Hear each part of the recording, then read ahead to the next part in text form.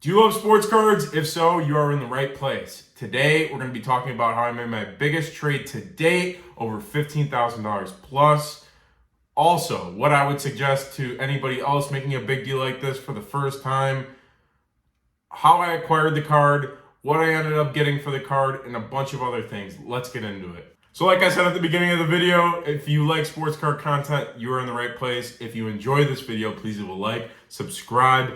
Let me know in the comments below some big trades that you've made at sports card shows, or if it's online, over Instagram, any other platform, Facebook. Let me know in the comments below.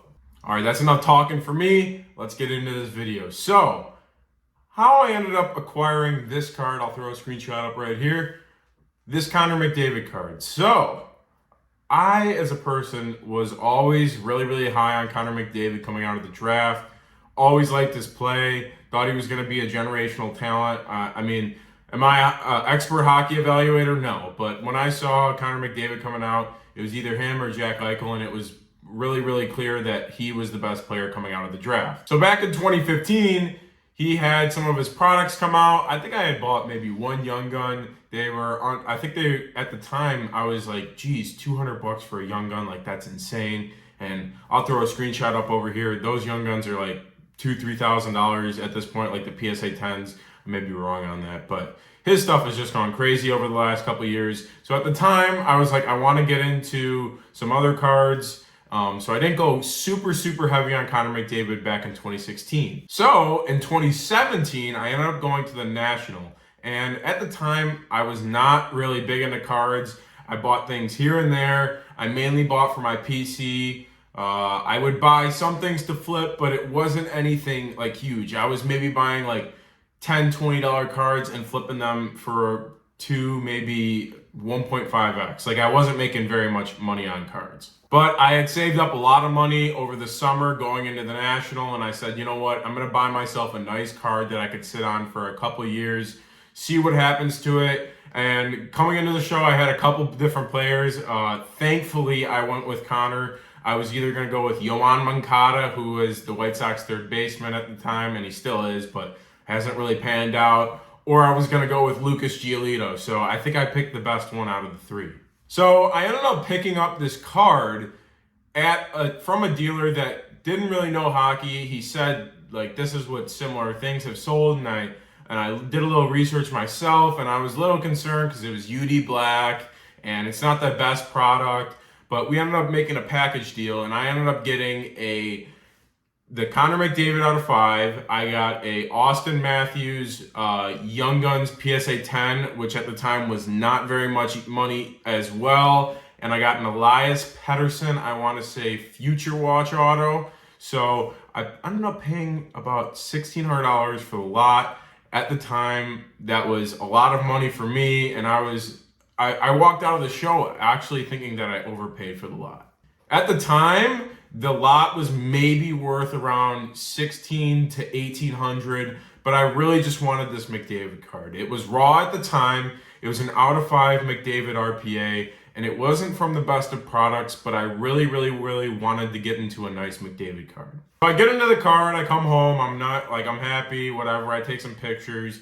So a couple months goes by, I end up selling the Elias Pettersson and the Austin Matthews for $1,000 combined for the pair. So I ended up getting I'm in the McDavid at about $600. So fast forward the next couple of years, I'm just sitting on this card. I don't really want to move it. I maybe every year, 2018, I'm like, maybe this card's $2,000 to $3,000. 2019, this is when sports cards haven't really blown up at the time. I'm like, okay, maybe this is a $5,000 to $6,000 card. And then I start realizing, wow, I should really get this card graded. Just for a little context here, the card was actually pretty thick. It was a patch autograph. So there was, I want to say 2 or 3 different patches and then the autograph. So the card stock was really thick. And if you don't know, thicker cards are super tough grades because once they come cut and go in the packs, they usually, once you even pack rip them, they usually come out 8.5s, 8s, 9s, even lower than that. It's super hard to get a super thick card at a 9.5 or a 10. But I never ended up grading the card because I was scared to ship it down to BGS. I was like, The only way that I'm like, this was at the time when I'm like, I don't want any of my mail stolen. I got something stolen back in 2019. I'm like, I'm not shipping this out. So I ended up waiting till the National this last summer in Chicago. I got it graded there. Came back a BGS 8.5 with a 9 auto. I was honestly not very disappointed. I would have loved a 9. I would have loved a 10 auto, but I was just happy to get this card finally encapsulated. I'll throw a picture up right here of me at the National this summer. I have never probably been so happy. This card was like one of my favorite parts of getting back into sports cards. It was my first huge buy that I ever made, and finally getting this card put in a slab. And it was just so beautiful seeing this card that like I've just seen go up in value over time, and finally just having it slabbed and being like, okay, I could actually sell this card now. Not that I couldn't sell it as a raw card, but I knew that I was never going to get the value as the card raw compared to having it graded. So this is where we're going to get into the learn from Papa Stack example. So get that card graded, and I'm like, okay, now I'm gonna shop this card around. So I just take it around the National, get some opinions. Everybody's like when you see this card, you're like, wow, that's sweet. But like most of the people that have the bigger money that are at the National don't really do hockey as much. So they were like, cool card, not for me at that price that you're asking. Cool card, not for me. Cool card, but. There was a lot of people that were like, wow. And then the people that I showed it to that were into hockey were like, wow, I wish I had the money for that, or wow, that's going to be a card that's worth a lot more in the future. And that's really an example for everything in cards. Yes, this is a huge card, but if you have a $25 card and you get a $20 offer on it, you got to think to yourself, when is the next time I'm going to get that $20 offer? Because if not, that $25 card is just sitting there and you don't have the money. You just see the card. You don't see the realized profit. You could say, oh, I got the $20 offer. So then you're like, oh, the card's worth $20. But until you take that money and take that profit, there's no money made on a card. So my biggest suggestion from this whole entire video would be step back when you're in a deal. I know it can be super, super overwhelming when it's your first big deal like it was for me. But step back, realize, okay, when am I going to get an offer like this again? And sometimes talk it over with yourself, realize, okay, this is not, for me, it was life-changing money at the time, and I wish I would have taken it, but, it's something that I learned from. So since November, it is now March. I've been still shopping this card around, trying to get that same cash offer that I got in November, and I never ended up getting it again. So just been looking for trade now at this point, and I've gotten some nice trades over the last couple months, but nothing that I was like, you know what, I need to take this. And when I came into the Spectacular again, I went back to the same dealer that made a little bit of interest last show, and I brought it over and showed it to him again, and he was still interested. So I'll throw a screenshot up here of everything that I ended up getting in the deal. So it was about, I'm not going to go with the total price. I will say it was $15,000 plus. The highlight of the trade was, I'll throw another screenshot up here, the Kevin Durant Flawless Patch Auto 9.5. Really, really thrilled to have that card in my collection now. I'll have it out at my table at shows, but I'm not actively shopping it in the way that like I need to get rid of this card. I truly believe Kevin Durant is one of the best players of all time. I think he's going to go down in the record books as leading in points. Not number one, but I think he'll get to top 15, top 10 range. I think he's an overall amazing player, and he's a guy that I don't mind stashing. So unfortunately, I have no idea why, but our mic was not working. So I'm going to show you guys in this little clip right here of the cards that I acquired, going one by one right when I was at the show. As you guys are going to see, there are 3 cards missing from the picture. I ended up selling them right away to my buddy Mitch. He bought the Embiid, the Kelnick, and the Bobby Dahlbeck Gold right off me for cash. Gave him a good deal on it. Always give your boys good deals because they're always going to buy off you then. So the reason I did that deal was mainly because I wanted some cash to pull out of this deal. I got those cards, which was nice, but I took that Kevin Durant, I put it at around a $6,000 to $8,000 value.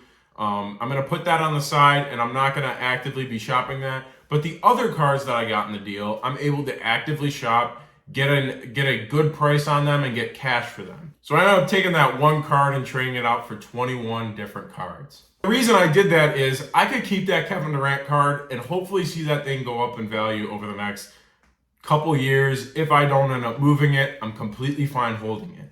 Those other 20 cards, I'm able to actively shop at shows, on my Instagram, on eBay, and get some cash from that deal from the McDavid and pull that out. So the reason I did that is, like I said, I'm in that McDavid at around $600. So, gotta take profits when they're there.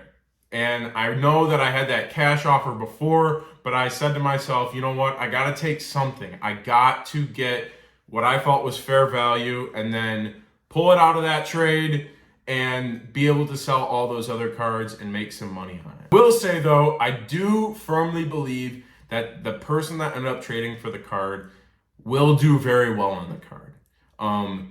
I think that card has a chance to be a 30, 45, 60. It has a chance to be an insane card. If the Oilers can win, if Connor McDavid can be a lot more marketable, and if the hockey card market can blow up.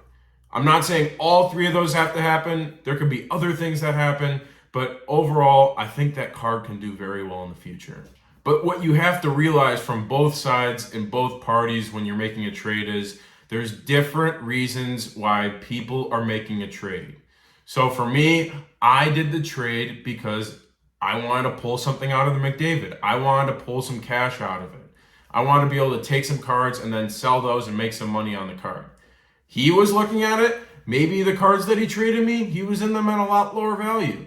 So maybe I comped it at 18,000 in trade value, and he said, okay, well, I'm only in it at 11,000 in trade value. Like that's all the money that he's in it for, that he's paid for those cards. You just got to remember when you're making a trade, there's different reasons why people do different things. You may say, oh, I got an amazing deal on this, but you don't realize you may have valued a card at 500, but that guy got it at $100 2 or 3 months ago. So you got to realize there's different reasons why different people do different trades.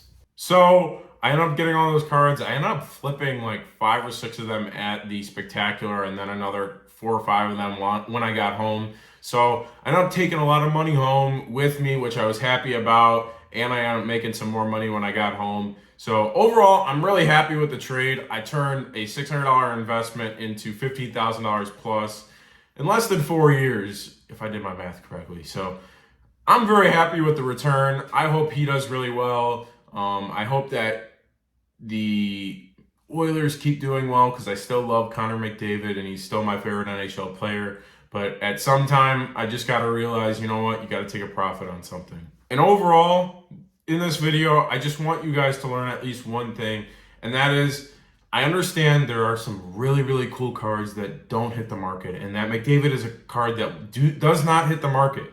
But I think people need to start to realize that there are times when you need to take a profit on cards. There are times when you've made so much money on something and you just got to go on to the next thing. You got to believe in yourself that you could take that money or take those assets and move them into something bigger and bigger and bigger. Because if you want to keep advancing in the card hobby, I feel like you got to move assets out, move assets in. That's how I do it, at least. That may be just my flipper mentality of buy a card, sell a card at a profit. I understand there's cards that go up 2, 3, 4, 5x, but I have realized over the last year, you got to take cards and move them out, and then that's the way that you're able to move more cards in. It's a whole game. Move in, move out, move in, move out. Finally, just a suggestion for anybody else that would do a big trade like this in the future. If you've never done a big trade, just get your prices right. Thankfully, we were both on the same page in the way that, okay, you may have this price on the card, but let's comp everything out. Let's make sure that everything's going to be fair. Before we do this and go to do all the effort, let's come to an agreement. Let's come to a middle ground of, okay, this is what we feel like is fair on this deal. Like, this is what we feel that if you get into the card at this price, then you will do well. If I sell the card at this price, I'm comfortable at that price.